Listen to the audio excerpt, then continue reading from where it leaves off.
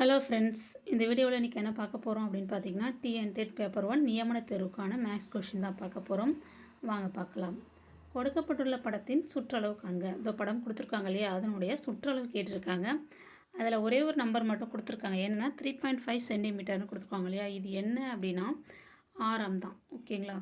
இந்த படத்தை பார்த்தா எப்படி தெரியுது, என்னென்ன ஷேப்லாம் உங்களுக்கு தெரியுது அப்படின்னு பார்த்தீங்கன்னா, இதெல்லாம் அரை வட்டம். ஓகேங்களா. நடுவில் ஒரு சதுரம் இருக்குது. அவங்க கேட்டிருக்கிறது சுற்றளவு மட்டும் தான். அப்போ சுற்றி இருக்கிற அளவுகள் தான் சுற்றளவு. இந்த சுற்றி இருக்கிற அளவுன்னா இந்த வேறு கலரில் காமிக்கிறேன் பாருங்கள், அதனுடைய அளவு மட்டும் கண்டுபிடிச்சா போதும். ஓகேங்களா.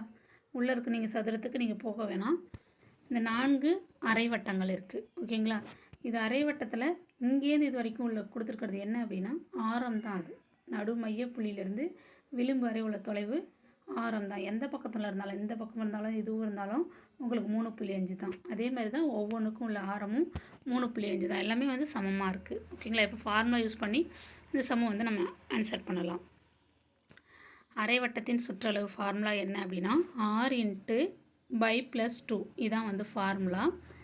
ஆரோட வேல்யூ உங்களுக்கு தெரியும் 3.5. இந்த அந்த அரை வட்டத்தை எடுத்து நான் கீழே போட்டிருக்கேன் பாருங்கள், 3.5 சென்டிமீட்டர். இப்போ 3.5 × பையோட வேல்யூ 22/7 + 2. ஓகேங்களா. இந்த 3.5 நீங்கள் அப்படியே வச்சுக்கலாம். இதை என்ன செய்யணும் அப்படின்னா, ஒரு பின்ன எண் ஒரு முழு எண் கொடுத்துருக்காங்க. அப்போ இது கிராஸ் மல்டிப்ளை பண்ணணும்.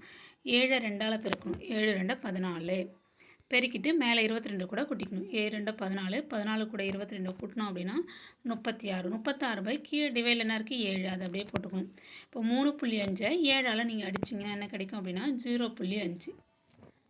ஓகேங்களா. மீதி என்ன இருக்குது மேலே 0.5 36 இருக்கும். 0.5 36ஆல் பெருக்கணும் அப்படின்னா 36ல் பாதி தான் 0.5 அப்படின்னா பெருக்குள்ளார 18 சென்டிமீட்டர் வரும். மொத்தம் இதில் எத்தனை அரை வட்டங்கள் இருக்குதுன்னு பாருங்கள். 4 அரை வட்டங்கள் இருக்குது இல்லையா. 1 2 3 4 இதனுடைய அளவு தான் நம்ம கண்டுபிடிக்கிறோம். இப்போ 4 அரை வட்டங்கள்னால 4 × அந்த அரை வட்டம். இப்போ அரை வட்டத்தை சுற்றளவு கண்டுபிடிச்சாச்சு. அதை 4ஆல் பெருக்கினா 4 அரை வட்டங்களின் பரப்பளவு சுற்றளவு கிடச்சிரும். ஓகேங்களா. 4 × 18, 4 18ஆல் பெருக்கணும் அப்படின்னா 72. ஆன்சர் வந்து 72 சென்டிமீட்டர். ஆனால் வந்து ஆப்ஷனில் வந்து அந்த ஆன்சர் கொடுக்கல. இது எல்லாமே தப்பு. ஓகேங்களா. ஆன்சர் வந்து 72 சென்டிமீட்டர் தான் கரெக்டான ஆன்சர். அடுத்த சம் பார்க்கலாம். கீழ்கண்டவற்றில் எது குறைவான சுற்றளவுடன் அதிக பரப்பளவை கொண்ட முக்கோணம்? எது வந்து குறைவான சுற்றளவுடன் அதிக பரப்பளவை கொண்ட, சுற்றளவு வந்து கம்மியாக இருக்கும், பரப்பளவு வந்து அதிகமாக உள்ள முக்கோணம் எதுன்னு கேட்டிருக்காங்க. ஆப்ஷன் ஏ அசமபக்க முக்கோணம், ஆப்ஷன் பி இரு சமபக்க முக்கோணம், ஆப்ஷன் சி சமபக்க முக்கோணம், ஆப்ஷன் டி செங்கோண முக்கோணம். ஆன்சர் என்ன வரும் இதுக்கு அப்படின்னு பார்த்தீங்கன்னா ஆப்ஷன் சி தான் கரெக்டான ஆன்சர். சமபக்க முக்கோணம். சமபக்கம்னா எல்லா பக்கமும் சமமாக இருக்கும். இதனுடைய சுற்றளவு பார்த்திங்கன்னா சேமாக, இப்போ இது 2 இருந்ததுன்னா இது 2 இது 2 எல்லாத்தையும் கூட்டணும் அப்படின்னா 6. அதே அசமபக்க முக்கோணம்னா ஒரு பக்கம் நீட்டியும் ஒரு பக்கம் கம்மியாகவும் இன்னொரு பக்கம் நீட்டியும் இருக்கும். அப்போ இதனுடைய 2 அளவுகளும் அதிகமாக இருக்கும், இதனுடைய அளவுகள் வந்து கம்மியாக இருக்கும். இது 4ன்னு வச்சுக்கோங்க, இது 2, இது 4ன்னு வச்சுக்கோங்க, இது 10 இருக்கும். அப்போ சுற்றளவில் கம்மியாக இருக்கிறது சமபக்க முக்கோணம் தான். இது அசமபக்க முக்கோணம். அதே மாதிரி இரு சமபக்க முக்கோணம், செங்கோண முக்கோணம் இதெல்லாம் வந்து சுற்றளவு வந்து அதிகமாக இருக்கும். ஓகேங்களா. அதில் பரப்பளவு அதிகம் கொண்டது வந்து இந்த சமபக்க முக்கோணம் தான். அப்போ ஆன்சர் என்னென்னா ஆப்ஷன் சி. அடுத்த கொஸ்டின். முக்கோணம் ஏபிசியில் AB = AC, angle BAC = 50 degree, angle BCA = X எனில் எக்ஸின் மதிப்பை காண்க. இந்த முக்கோணம் ஏபிசி கொடுத்துருக்காங்க. அதில் ஏபியும் ஏசியும் இந்த பகுதியும் சமம்னு சொல்லி கொடுத்துட்டாங்க. ஓகேங்களா. இந்த பக்கம் ஏபியும் ஏசியும் சமம்னு சொல்லி கொடுத்துருக்காங்க. சம்மில் ஆங்கிள் பிஏசி இந்த ஆங்கிள் கொடுத்துருக்காங்க. ஏவோட ஆங்கிள் வந்து 50 டிகிரி கொடுத்துருக்காங்க. பிசிஏ அப்போ இந்த ஆங்கிள் வந்து எக்ஸ்ன்னு கொடுத்துட்டாங்க. இந்த எக்ஸோட வேல்யூ என்னன்னு கேட்டிருக்காங்க. ஓகேங்களா. இந்த சம் மாடல் வந்து போன 2 வீடியோவுக்கு முன்னாடி போட்டிருப்பேன் பாருங்கள். இந்த மாடல்லே சம் கேட்டிருக்காங்க. அது வேறு ஒரு கொஸ்டின் பேப்பர் தான், அது வேறு டேட்டில் நடந்த கொஸ்டின் பேப்பர். அதையும் பாருங்கள், அதே சம் மாடல் தான். அது இந்த பக்கம் டிகிரி கொடுத்துட்டு இந்தாண்ட என்னன்னு கேட்டிருப்பாங்க. ஆனால் 2 பக்கம் வந்து சமம்னு கொடுத்துருப்பாங்க. இப்படி கொடுத்துருந்தாங்க அப்படின்னா உங்களுக்கு ஏற்கனவே தெரியும், ஒரு முக்கோணத்தில் அமையும் கோணம், முக்கோணத்தின் உள்ளே அமையும் கோணம் அப்படி எத்தனை டிகிரி அப்படின்னு பார்த்தீங்கன்னா 180 டிகிரி. ஓகேங்களா. அப்போ இந்த முக்கோணத்தின் 3 கோணங்களின் கூடுதல் முக்கோணத்தின் 3 கோண அளவுகளின் கூடுதல் உள்ள 3 கோண அளவு இருக்கு இல்லையா, அந்த 3 கோண அளவுகளின் கூடுதல் 180 டிகிரி. அதில் ஒரு கோண அளவு கொடுத்துட்டாங்க, இன்னொரு கோண அளவு எக்ஸ்ன்னு கொடுத்துருக்காங்க, இன்னொன்று அது கொடுக்கல. ஆனால் இதில் வந்து 2 பக்க அளவுகள் சமமாக இருக்குது.